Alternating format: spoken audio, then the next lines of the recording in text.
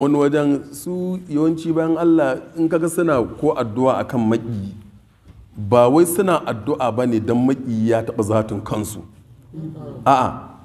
akwai martabar da suke gani shine can zaga da yake cewa yana cewa amidhu sari'an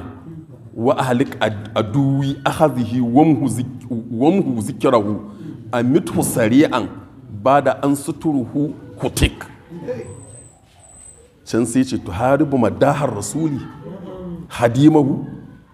ya ce Allah ka kashe maƙiyina ka wulaƙanta shi ka shafe ambatansa